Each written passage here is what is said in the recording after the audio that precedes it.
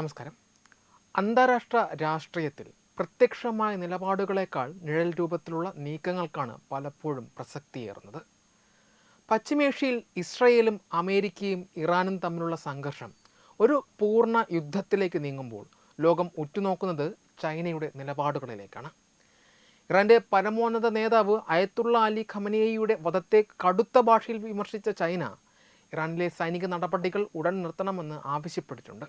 എന്നാൽ ഈ പരസ്യമായ നയതന്ത്ര പ്രസ്താവനകൾക്കുമപ്പുറം ഇറാനെ സൈനികമായി സഹായിക്കുന്നതിൽ ചൈന വഹിക്കുന്ന രഹസ്യമായ പങ്ക് പശ്ചിമേഷ്യൻ സമവാക്യങ്ങളെ അടിമുടി മാറ്റുന്നതാണ്.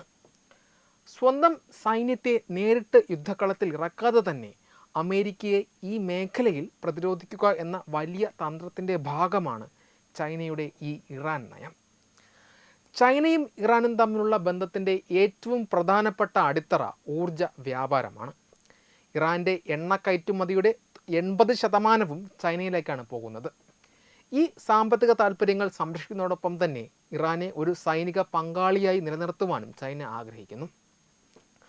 അന്താരാഷ്ട്ര തലത്തിൽ ഇറാന് മേൽ നിരവധി ആയുധ ഉപരോധങ്ങൾ നിലനിൽക്കുന്നതിനാൽ പ്രത്യക്ഷമായി ആയുധങ്ങൾ കൈമാറുവാൻ ചൈന മുതിരുന്നില്ല.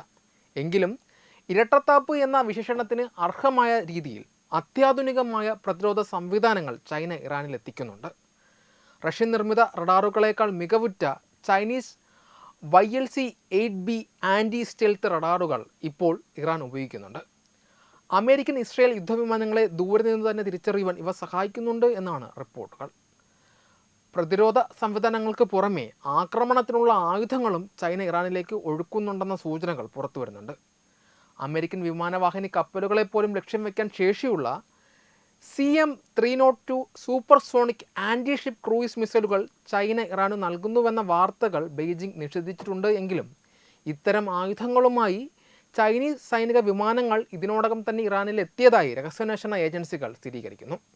ഇതിനു പുറമെ റഷ്യയിലെ ആയുധ നിർമ്മാണം യുദ്ധം കാരണം മന്ദഗതിയിലായതോടെ ഇറാനിലെ ഡ്രോൺ ശേഖരം പുനഃസ്ഥാപിക്കുവാൻ ആവശ്യമായ ലോയിറ്ററിംഗ് മ്യൂണിഷനുകൾ അഥവാ കാമിക്കാസെ ഡ്രോണുകൾ ചൈന നൽകി വരുന്നുണ്ട്. ഇറാൻ്റെ റവല്യൂഷണറി ഗാർഡ്സിനും യമനിലെ ഹൂതി വിമതർക്കും ചൈനീസ് ഉപഗ്രഹങ്ങൾ വഴി ഇൻ്റലിജൻസ് വിവരങ്ങൾ നൽകുന്നതായും അമേരിക്കൻ പ്രതിരോധ വകുപ്പിൻ്റെ 2025 റിപ്പോർട്ട് വ്യക്തമാക്കുന്നുണ്ട്. ചൈനയുടെ ഈ നീക്കങ്ങൾ വെറും ആയുധ കച്ചവടം മാത്രമല്ല, മറിച്ച് ഒരു വലിയ ജിയോ പൊളിറ്റിക്കൽ ഗെയിമിൻ്റെ ഭാഗമാണ്.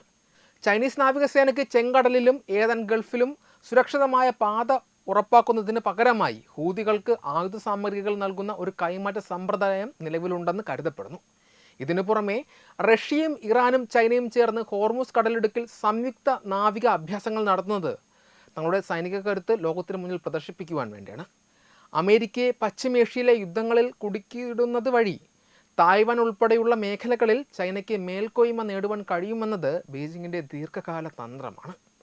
ചുരുക്കത്തിൽ ഇറാനെ ഒരു ഔദ്യോഗിക സൈനിക പങ്കാളിയായി പ്രഖ്യാപിക്കുവാൻ ചൈന തയ്യാറല്ല. ഉത്തരവാദിത്തമുള്ള ലോകശക്തി എന്ന പ്രതിച്ഛായ നിലനിർത്താനാണ് ചൈന ആഗ്രഹിക്കുന്നത്.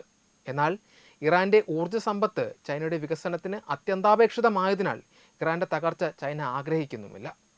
അമേരിക്കയുമായി നേരിട്ടുള്ള യുദ്ധത്തിലേക്ക് നീങ്ങാതെ തന്നെ ഇറാന് പിന്നിൽ നിന്ന് ആയുധങ്ങളും സാങ്കേതിക വിദ്യയും നൽകി പശ്ചിമേഷ്യയിൽ ഒരു പ്രോക്സി യുദ്ധം നയിക്കുകയാണ് ചൈന ഇപ്പോൾ ചെയ്യുന്നത്. ഇറാൻ്റെ ആണവായുധ മോഹങ്ങളോട് ചൈനയ്ക്ക് തത്വത്തിൽ എതിർപ്പുണ്ട് എങ്കിലും മേഖലയിലെ അമേരിക്കൻ സ്വാധീനം കുറയ്ക്കുവാൻ ഇറാൻ്റെ സൈനിക ശാക്തീകരണം ചൈനയ്ക്ക് അനിവാര്യമാണ്. വെബ് ഡെസ്ക് തത്തുമൈ ന്യൂസ്.